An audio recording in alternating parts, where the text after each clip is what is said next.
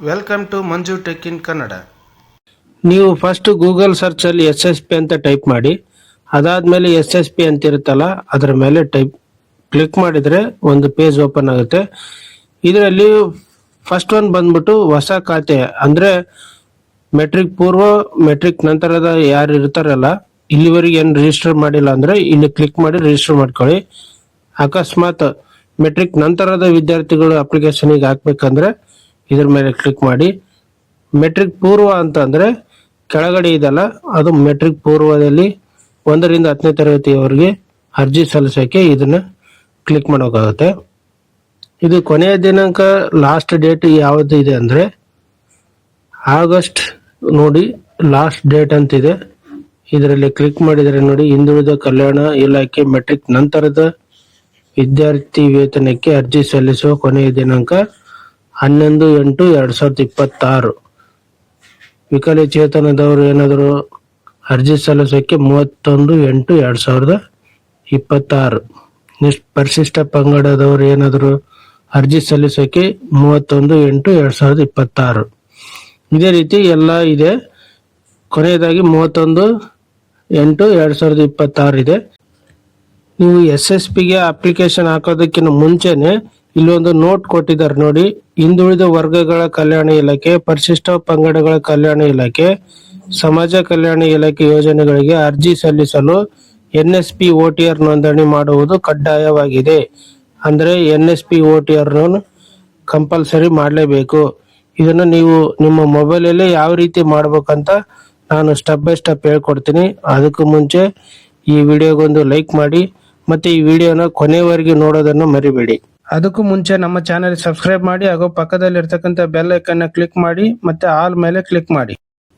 First ಏನ್ ಮಾಡ್ಬೇಕಂದ್ರೆ ನಿಮ್ಮ ಮೊಬೈಲ್ ಅಲ್ಲಿ 2 ಅಪ್ಲಿಕೇಶನ್ ಇನ್ಸ್ಟಾಲ್ ಮಾಡಬೇಕು. ಫಸ್ಟ್ ಒನ್ ಬಂದ್ಬಿಟ್ಟು NSP OTR ಅಂತ ನೀವು ಗೂಗಲ್ ಪ್ಲೇ ಸ್ಟೋರ್ ಅಲ್ಲಿ ಸರ್ಚ್ ಮಾಡಿದ್ರೆ ಇದು ಸಿಗುತ್ತೆ. ನೆಕ್ಸ್ಟ್ ಯಾವ ತರ ಸಿಂಬಲ್ ಇರುತ್ತಲ್ಲ ಅದನ್ನೇ ನೀವು ಇನ್ಸ್ಟಾಲ್ ಮಾಡ್ಕೊಳ್ಳಿ. ನೆಕ್ಸ್ಟ್ ಇನ್ನೊಂದು ಆಧಾರ್ ಫೇಸ್ RD ಅಂತ ಟೈಪ್ ಮಾಡಿ. ನೋಡಿ, ಇದು ಈ ತರ ಸಿಂಬಲ್ ಇರ್ತಲ್ಲ ಸೈಡ್ಗೆ, ಈ ತರನೇ ಇರ್ಬೇಕು ಆಧಾರ್ ಫೇಸ್ RD ಅಂತ. ಅದನ್ನ ಇನ್ಸ್ಟಾಲ್ ಮಾಡ್ಕೊಂಡ್ಮೇಲೆ ನೆಕ್ಸ್ಟ್ NSP OTR ಅಂತಿದೆಯಲ್ಲ, ಫಸ್ಟ್ ಅದನ್ನ ಓಪನ್ ಮಾಡಿ. ಇದರಲ್ಲಿ login, register, KYC, change mobile ಇದೆಲ್ಲ ಇರುತ್ತೆ. ಫಸ್ಟ್ ಒನ್ ಬಂದ್ಬಿಟ್ಟು ಲಾಗಿನ್ ಅಂತ, ಅದು ಮಾಡಬೇಡಿ. ಫಸ್ಟ್ ರಿಜಿಸ್ಟರ್ ಆಗಿಲ್ಲಲ್ಲ, ಫಸ್ಟ್ ರಿಜಿಸ್ಟರ್ ಮೇಲೆ ಕ್ಲಿಕ್ ಮಾಡಿ. ನೀವು ಏನಾದ್ರೂ KYC ಮಾಡಂಗಿದ್ರೆ KYC ಮೇಲೆ ಮಾಡಿ.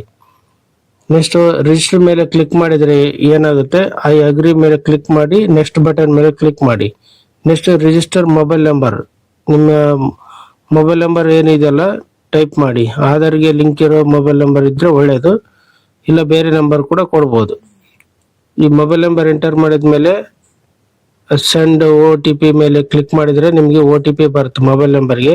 ಆ OTP ನ ಇಲ್ಲಿ ಎಂಟರ್ ಮಾಡಿ.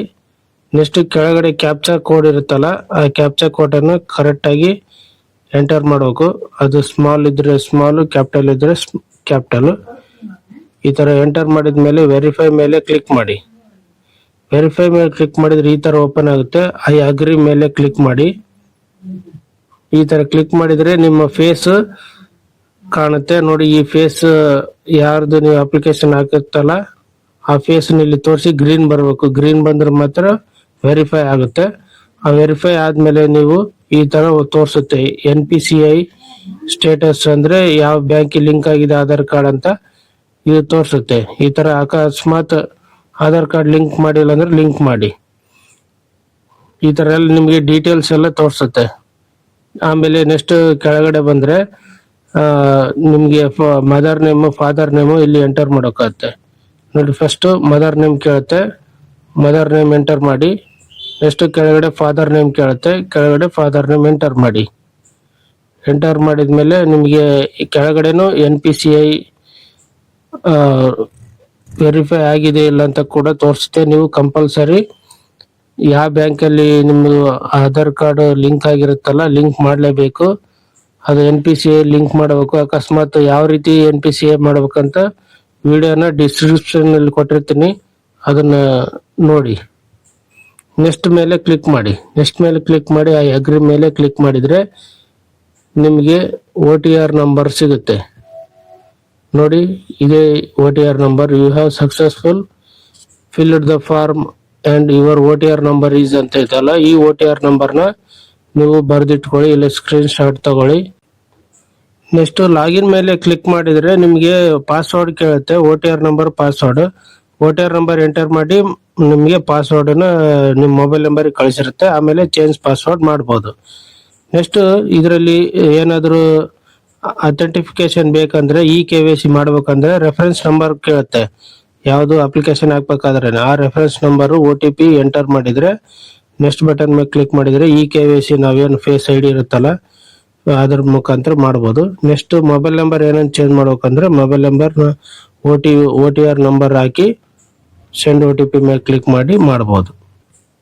ನೆಕ್ಸ್ಟ್ SSP ಅಪ್ಲಿಕೇಶನ್ ಯಾವ ರೀತಿ ಹಾಕೋದಂತ ಮೊಬೈಲಲ್ಲೆಲ್ಲ ಕಂಪ್ಯೂಟರಲ್ಲಿ ಹೇಳ್ಕೊಡ್ತೀನಿ ದೊಡ್ಡ ಸ್ಕ್ರೀನ್ ಅಲ್ಲಿ. ಈ SSP ಗೂಗಲ್ ಪ್ಲೇ ಸ್ಟೋರ್ ಅಲ್ಲಿ ಓಪನ್ ಮಾಡಿದ್ಮೇಲೆ ಈ ತರ ಮೆಟ್ರಿಕ್ ಪೂರ್ವ ಇರುತ್ತಲ್ಲ ಅದ್ರ ಮೇಲೆ ಕ್ಲಿಕ್ ಮಾಡಿ. ನೆಕ್ಸ್ಟ್ ಇದರಲ್ಲಿ SSP student login already register ಆಗಿರ್ತಾರಲ್ಲ ಅದರಲ್ಲಿ SSP ID ಸಿಕ್ಕಿರುತ್ತೆ. SSP ID ಪಾಸ್ವರ್ಡ್ ಹಾಕಿ ಇಲ್ಲಿ ಕ್ಯಾಪ್ಚಾ ಎಂಟರ್ ಮಾಡಿ. ಅಕಸ್ಮಾತ್ ಪಾಸ್ವರ್ಡ್ ನಿಮಗೆ ಗೊತ್ತಿಲ್ಲ ಅಂತಂದ್ರೆ ಕೆಳಗಡೆ ಫರ್ಗೆಟ್ ಪಾಸ್ವರ್ಡ್ ಅಂತ ಇರುತ್ತೆ, ಅದ್ರ ಮೇಲೆ ಕ್ಲಿಕ್ ಮಾಡಿ. ಇದ್ರ ಮೇಲೆ ಕ್ಲಿಕ್ ಮಾಡಿದ್ರೆ ನಿಮಗೆ ಹೊಸ ಪಾಸ್ವರ್ಡ್ ಅನ್ನು ನೀವು ಕ್ರಿಯೇಟ್ ಮಾಡಬಹುದು. ಅಕಸ್ಮಾತ್ SSP ID ಕೂಡ ಗೊತ್ತಿಲ್ಲ ಅಂದ್ರೆ ಕೂಡ ನೀವು ಇದರಲ್ಲಿ ಕ್ಲಿಕ್ ಮಾಡಬಹುದು. ಈ ಪಾಸ್ವರ್ಡ್ ಚೇಂಜ್ ಮಾಡಿ ತೋರಿಸ್ತೀನಿ. ಈ ಸ್ಟೂಡೆಂಟ್ ಲಾಗಿನ್ SSP ಏನು ID ಇರುತ್ತಲ್ಲ ಅದನ್ನ ಎಂಟರ್ ಮಾಡಿ, ಸ್ಟೂಡೆಂಟ್ ID. ನೆಕ್ಸ್ಟ್ ಪಾಸ್ವರ್ಡ್ನ ಎಂಟರ್ ಮಾಡಿದ್ಮೇಲೆ ನಿಮಗೆ OTP ಕೇಳುತ್ತೆ. ನೀವೇ ನಂಬರ್ ಕೊಟ್ಟಿರ್ತೀರಲ್ಲ ರಿಜಿಸ್ಟರ್ ಮಾಡಬೇಕಾದ್ರೆ OTP ಎಂಟರ್ ಮಾಡಿ. ನೆಕ್ಸ್ಟ್ ಇದರಲ್ಲಿ ಮತ್ತೆ ಈ ಪಾಸ್ವರ್ಡ್ ಯೂಸರ್ ನೇಮ್ ಪಾಸ್ವರ್ಡ್ ಆದ್ಮೇಲೆ ಇಲ್ಲಿ ಕ್ಯಾಪ್ಚಾ ಕೋಡ್ ಎಂಟರ್ ಮಾಡಿ. ಕ್ಯಾಪ್ಚಾ ಕೋಡ್ ಎಂಟರ್ ಮಾಡಿದ್ಮೇಲೆ ಲಾಗಿನ್ ಮೇಲೆ ಕ್ಲಿಕ್ ಮಾಡಿ. ಕ್ಯಾಪ್ಚಾ ಕೋಡ್ ಎಂಟರ್ ಮಾಡ್ತಾ ಇದೀನಿ. ಈಗ ಲಾಗಿನ್ ಆಯ್ತು ನೋಡಿ. ಇದರಲ್ಲಿ ರಿನ್ಯೂವಲ್ ಸ್ಟೂಡೆಂಟ್ ಕನ್ಫರ್ಮೇಶನ್ ಅಂತ ಕೇಳುತ್ತೆ. ಫಸ್ಟ್ ಇದು ನಿಮ್ಮ ಅರ್ಜಿಯನ್ನು ನವೀಕರಣವಾಗಿ ಪರಿಗಣಿಸಲಾಗಿದೆ, ಆದ್ದರಿಂದ ಮತ್ತೊಮ್ಮೆ ಅಪ್ಲಿಕೇಶನ್ ಹಾಕೋದು ಬೇಕಾಗಿಲ್ಲ. ಅಕಸ್ಮಾತ್ ಫಸ್ಟ್ಗೆ ನೀವು SSP ಇದರಲ್ಲಿ ಯಾವಾಗ ಫಸ್ಟ್ ಹಾಕಿರ್ತಾರಲ್ಲ ಅದೊಂದು ಹಾಕಿದ್ರೆ ಸಾಕು. ಈಗ OTR ನಂಬರ್ ಒಂದು ಕ್ರಿಯೇಟ್ ಆಗಿದೆ, ಇದರಲ್ಲಿ ಆಡ್ ಮಾಡೋಕೆ ಯಾವ ರೀತಿ ಅಂತ ಹೇಳ್ತೀನಿ. ಈಗ ಇನ್ನೊಂದ್ಸರಿ ಅಪ್ಲಿಕೇಶನ್ ಹಾಕೋದು ನೆಸೆಸಿಟಿ ಇಲ್ಲ ಅಂತ ತಿಳಿಸ್ತಾ ಇದಾರೆ. ಇದರಲ್ಲಿ ಕೆಲವೊಂದು ಇನ್ಸ್ಟ್ರಕ್ಷನ್ಸ್ ಇದಾವೆ. ಇದರಲ್ಲಿ ಸ್ಯಾಟ್ ನಂಬರು, ಸ್ಯಾಟ್, ಆಧಾರ್ ಮತ್ತೆ ಕ್ಯಾಸ್ಟ್ ಇನ್ಕಮ್ ಇದರಲ್ಲಿ ಏನಿರುತ್ತಲ್ಲ ಎಲ್ಲ ಒಂದೇ ಹೆಸರಲ್ಲಿ ಇರ್ಬೇಕಂತ ಇದರಲ್ಲಿ ಇಂಪಾರ್ಟೆಂಟ್ ಇನ್ಸ್ಟ್ರಕ್ಷನ್ಸ್ ಕೊಟ್ಟಿದ್ದಾರೆ. ಅಕಸ್ಮಾತ್ ತಪ್ಪಾಗಿದ್ರೆ ನಿಮ್ಮದು ಅಪ್ಲಿಕೇಶನ್ ರಿಜೆಕ್ಟ್ ಆಗುತ್ತೆ. ನೆಕ್ಸ್ಟ್ ನೋಡಿ ಇದರಲ್ಲಿ NSP OTR ಅಂತ ಇರುತ್ತಲ್ಲ ಅದ್ರ ಮೇಲೆ ಕ್ಲಿಕ್ ಮಾಡಿ. NSP OTR ಮೇಲೆ ಕ್ಲಿಕ್ ಮಾಡಿದ್ರೆ ಇದನ್ನ ನಾವು ಏನು OTR ನಂಬರ್ ಕ್ರಿಯೇಟ್ ಮಾಡಿದ್ವಲ್ಲ ಇಲ್ಲಿ ಎಂಟರ್ ಮಾಡಬೇಕು. Enter NSP OTR number. OTR ಅಂದ್ರೆ ಒನ್ ಟೈಮ್ ರಿಜಿಸ್ಟ್ರೇಷನ್ ಅಂತ. ಈ ಒನ್ ಟೈಮ್ ರಿಜಿಸ್ಟ್ರೇಷನ್ ನಂಬರ್ ಗೊತ್ತಿರುತ್ತಲ್ಲ, ಸ್ಕ್ರೀನ್ ಶಾಟ್ ತಗೊಂಡಿರಲ್ಲ ಆ ನಂಬರ್ನ ಇಲ್ಲಿ ಎಂಟರ್ ಮಾಡಿ. ಎಂಟರ್ ಮಾಡಿ ಇಲ್ಲಿ ಕೆಳಗಡೆ ಸಬ್ಮಿಟ್ ಅಂತಿದೆಲ್ಲ ಅದ್ರ ಮೇಲೆ ಕ್ಲಿಕ್ ಮಾಡಿ.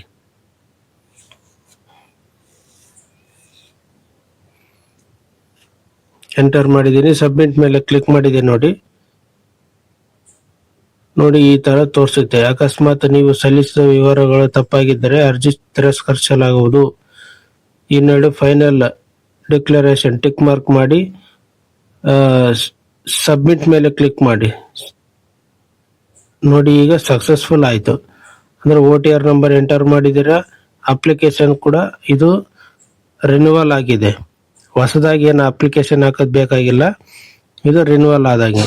ಈಗ ಓಕೆ ಮಾಡಿ. ಇದರಲ್ಲಿ ನೋಡಿ ಕೆಳಗಡೆ ಬಂದ್ರೆ ಡಿಕ್ಲರೇಷನ್ ಫೈನಲ್ ಸಬ್ಮಿಷನ್ ಡನ್ ಅಂತ ಈ ತರ ಬರಲೇಬೇಕು. ಈ ತರ ಬಂದ್ರೆ ನಿಮ್ಗೆ ಅಪ್ಲಿಕೇಶನ್ ಸಬ್ಮಿಟ್ ಆಗಿದೆ ಅಂತ. ಅಕಸ್ಮಾತ್ ನಿಮಗೆ ಅಪ್ಲಿಕೇಶನ್ ಒಂದು ಪ್ರಿಂಟ್ಔಟ್ ನಿಮಗೆ PDF ಅಲ್ಲಿ ಬೇಕು ಅಂತಂದ್ರೆ ಪ್ರಿಂಟ್ ಅಕ್ನಾಲಜ್ಮೆಂಟ್ ಇರ್ತದೆ, ಅದ್ರ ಮೇಲೆ ಕ್ಲಿಕ್ ಮಾಡಿ. ಇದರಲ್ಲಿ ನಿಮ್ಗೆ ಎಲ್ಲ ಡೀಟೇಲ್ಸ್ ಇರುತ್ತೆ. ಎಷ್ಟನೇ ಕ್ಲಾಸು, ಆಮೇಲೆ ಯಾವ ಸ್ಟ್ಯಾಂಡರ್ಡ್ ಅಲ್ಲಿ ಓದ್ತಾ ಇರ್ತಾನೆ, ಅಪ್ಲಿಕೇಶನ್ ಹಾಕಿರೋ ದಿನಾಂಕ, ಆಮೇಲೆ NSP OTR ನಂಬರ್ ಅನ್ನು ಇಲ್ಲಿರುತ್ತೆ, ಆಮೇಲೆ ಬ್ಯಾಂಕ್ ನೇಮ್ ಎಲ್ಲ ಇರುತ್ತೆ. ಪ್ರಿಂಟ್ ಮೇಲೆ ಕ್ಲಿಕ್ ಮಾಡಿದ್ರೆ ಸೇವ್ ಆಸ್ PDF ಮಾಡಿ ಸೇವ್ ಮಾಡ್ಕೊಳ್ಳಿ. ಈ ವಿಡಿಯೋ ವೆರಿ ಇಂಪಾರ್ಟೆಂಟ್ ಆಗಿರೋದಕ್ಕೋಸ್ಕರ ಎಲ್ಲರಿಗೂ ಶೇರ್ ಮಾಡೋದನ್ನ ಮರಿಬೇಡಿ. ನಿಮಗೆ ಗೌರ್ಮೆಂಟ್ಗೆ ರಿಲೇಟೆಡ್ ವಿಡಿಯೋಸ್ ಬೇಕಂದ್ರೆ ಸಪರೇಟ್ ಆಗಿ ಪ್ಲೇ ಲಿಸ್ಟ್ ರೆಡಿ ಮಾಡಿದ್ದೀನಿ. ಅದರಲ್ಲಿ ಗೌರ್ಮೆಂಟ್ ರಿಲೇಟೆಡ್ ವಿಡಿಯೋಸ್ ಅಂತ ಇರುತ್ತೆ. ಅದರಲ್ಲಿ ಹೋಗಿ ನೀವು ಗೌರ್ಮೆಂಟ್ಗೆ ಸಂಬಂಧಪಟ್ಟ ಎಲ್ಲ ಪ್ರತಿಯೊಂದು ವಿಡಿಯೋಸನ್ನ ನೀವು ನೋಡ್ಬೋದು.